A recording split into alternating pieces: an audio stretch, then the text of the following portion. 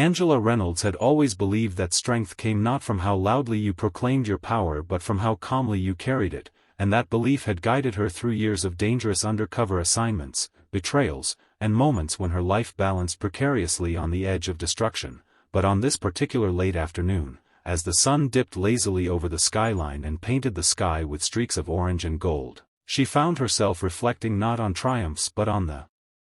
simple longing for peace, a longing that had become foreign to her ever since she took her oath as a special agent with the DEA. Her black SUV hummed quietly along the suburban road, her thoughts drifting toward the rare opportunity of an evening spent in solitude, maybe a steaming cup of green tea on her porch and the soft comfort of silence, though deep down she knew life rarely afforded her such reprieve, and as fate would have it, peace was the very thing about to be ripped violently from her grasp, because behind her, invisible at first, corruption was tailing her with flashing lights and sirens that soon shattered the calm, and she felt the shift instantly, the prickling of instincts sharpened over years in the field screaming at her that something was amiss, that danger wasn't simply approaching but bearing down with the full weight of arrogance and deceit. She glanced at her rearview mirror, her brows knitting together when she spotted two police cruisers closing in with a kind of aggressive zeal that betrayed their supposed routine duty, and although she knew she hadn't committed a single traffic violation, her training dictated calm compliance, so she pulled over to the curb, rolled down her window, and let the cooling evening breeze wash against her face as if it might steel her for whatever was about to unfold, though no amount of preparation could entirely erase the gnawing suspicion building in her gut. Officer Daniels, tall, broad, and exuding the smirk of a man who wore his badge like a weapon rather than a responsibility, swaggered to her window, demanding license and registration with none of the courtesies expected of public servants, and while Angela's dark eyes remained steady and unreadable, her hand moved smoothly to provide the documents, her voice even as she inquired if there was a problem, though she already knew his response would be less about law and more about intimidation. And sure enough, Daniels, lips curling with contempt, gave no explanation but ordered her out of the vehicle, a command that sparked more unease in her chest because it was premature, unnecessary, and reeked of ulterior motives, yet she complied, stepping out with the poise of a woman who refused to be rattled. As she stood on the sidewalk, the second officer, Martinez, shorter but equally venomous, prowled around her SUV with a flashlight in hand despite the waning daylight, his movements more predatory than investigative, and Angela's sharp instincts told her exactly what was happening even before his triumphant voice called out minutes later, holding aloft a plastic bag filled with white powder as though he'd unearthed treasure, and the sight made her jaw tighten, her breath steady, because she hadn't witnessed the exact moment he slipped it inside her car, but she knew beyond a shadow of doubt that the drugs were planted, a textbook setup she had seen weaponized against countless innocents during her career. And now here she was, the irony bitter and cruel, a federal agent being framed by the very people sworn to uphold the law, and Daniels, basking in his false authority, announced smugly that she was under arrest for possession of narcotics, his words dripping with a mock righteousness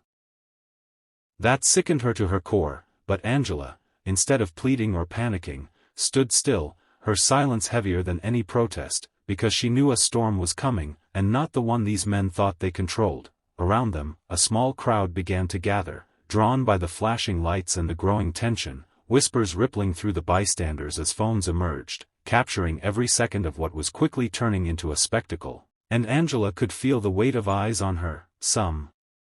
sympathetic, some skeptical, all curious, yet she kept her focus solely on the two officers who had made the fatal mistake of underestimating her, and with a quiet intensity she finally spoke, her voice low and deliberate, asking if they really wanted to do this, a question that carried not fear but warning, though Daniels only sneered, telling her she was done, mocking her future with orange jumpsuits and handcuffs, confident in the unchecked power he believed he wielded.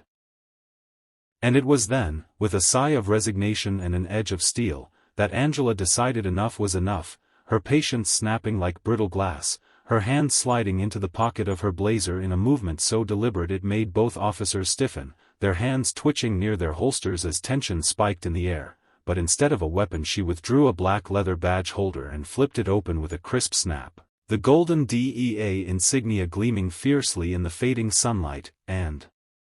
In that instant the entire dynamic shifted, the smug expressions melting from Daniels and Martinez's faces as disbelief and dread replaced arrogance, the murmurs of the crowd swelling into gasps and excited exclamations as they realized the woman they thought was just another easy target was in fact Special Agent Angela Reynolds of the Drug Enforcement Administration. And with eyes that had stared down cartel bosses and traitorous informants, she pinned the officers with a gaze so sharp it cut them down to size as she declared in a voice that resonated with authority and fury that they had just planted drugs in the vehicle of a federal agent. The words detonated like a bomb, leaving silence in their wake before the crowd erupted again, phones raised higher, recording the humiliation of men who moments ago thought themselves untouchable, and Daniel stammered, scrambling for excuses, his bravado crumbling into incoherent protests of misunderstanding, but Angela's tone rose above his desperation, commanding and undeniable, slicing through the chaos as she pronounced that this was not a misunderstanding but corruption, blatant and